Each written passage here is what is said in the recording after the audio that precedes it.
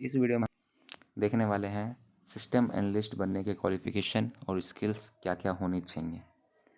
ये skill and qualification क्या क्या होते हैं सिस्टम एनालिस्ट के, वो देखने वाले। तो चलिए स्टार्ट करते हैं।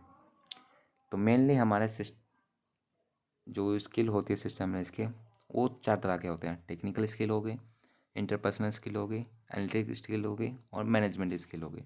बेसिकली हमारे ये 4 ही स्किल होते हैं सिस्टम एनालिस्ट बनने के। और सिस्टम एनालिस्ट जो है उनमें 4 क्वालिटी होनी चाहिए। पहला हमारा स्किल है इंटरपर्सनल स्किल। इंटरपर्सनल स्किल क्या होता है? Interface with the user and programmer. जो हमारा यूज़र हो या प्रोग्रामर हो उसके बीच में इंटरफेस का काम करता है। जो हमारा एनालिस्ट होता है ये यूज़र और प्रोग्रामर दोनों के साथ इंटरफेस करता है, मिलता है एक तरह से। Facilitate group and lead the smaller team.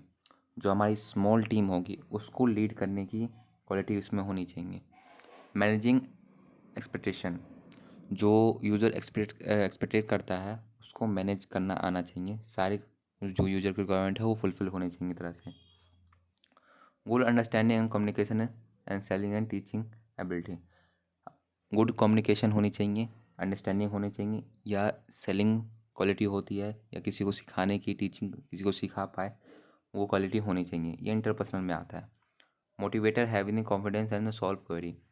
Motivator होना चाहिए, तो गुड मोटिवेटर, कॉन्फिडेंस उसके में होना चाहिए और जो प्रॉब्लम है उसको सॉल्व करने की क्वालिटी होनी चाहिए।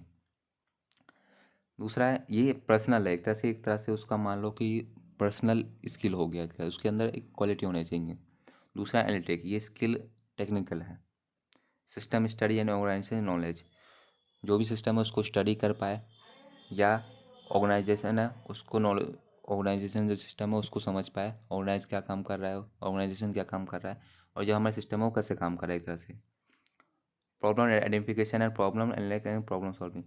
जो हमारी प्रॉब्लम है उसको आइडेंटिफाई कर पाए, उसको एनालाइज कर पाए और उसको सॉल्व कर पाए। ये तीनों क्वालिटी होनी चाहिए।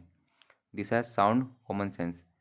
सिंपली एक कॉमन सेंस वाली बात होनी चाहिए जो नॉर्मली सब में होनी चाहिए।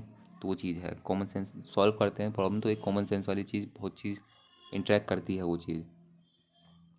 तो कॉमन सेंस होना चाहिए। Ability to access the trade off. जो ट्रेड ऑफ एक्सेस करने की क्षमता भी होनी चाहिए। दूसरा है curiosity to learn about the new new thing. Curiosity होनी चाहिए कुछ नई चीज़ सीखने की, वो एनालिटिक्स स्किल में आता है।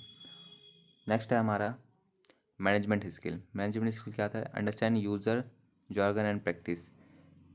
यूज़र के प्रैक्टिस जो यूज़र करना चाहता है, एक तरह यूज़र के रिक्वायरमेंट को मैनेज कर पाए, एक तरह से वो वाला स्किल आ जाता है इसमें। Resource and project management. जो हमारे पास रिसोर्स है और ओवरऑल प्रोजेक्ट है उसको मैनेज कर पाए।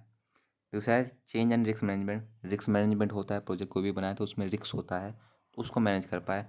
Understand the management and functional theory. जो हमारा मैनेजमेंट काम कर रहा है उसको समझ पाए, कैसे काम कर रहा है उसको मैनेज कर पाए। जो हमारा पूरा ग्रुप है, एक तरह से ग्रुप पूरा अलग अलग काम कर रहा होगा उसको मैनेज कर पाए, उसको जो काम कर रहा है वो उसको मैनेज कर पाए, वो सब चीज़ आ जाता है मैनेजमेंट में। एक तरह से ओवरऑल प्रोजेक्ट का मैनेजमेंट इसमें आ जाता है। दूसरा टेक्निकल स्किल। टेक्निकल स्किल में क्या होता है? Knowledge of computer and software. जो हमारा सॉफ्टवेयर है या कंप्यूटर जो हम यूज़ कर रहे हैं, जो यूज़ होता है उसकी प्रॉपर नॉलेज होनी चाहिए। Keep updated in the modern development. जो मॉडर्न टैबलेट है उससे अप टू डेट होना चाहिए। जो मॉडर्न टैबलेट यूज़ हो रहा है या मॉडर्न टैबलेट जो सिस्टम यूज़ होता है, उन दोनों की चीज़ नॉलेज और पता होना चाहिए कैसे यूज़ होता है। None of a system design tool. जो हमारे सिस्टम डिज़ाइन करने में जो टूल यूज़ होते हैं उसकी भी नॉलेज होनी चाहिए। Breadth knowledge about the new technology. ये बार आ गया ना, नई टेक्नोलॉजी, जो नई टेक्नोलॉजी आ रहे अपकमिंग, जो नई नई टेक्नोलॉजी यूज़ हो रही है वो चीज़ की नॉलेज होनी चाहिए। तो यही हमारे कुछ 4 स्किल थे बेसिकली सिस्टम एनालिस्ट के। Hope you like this video. Thank you.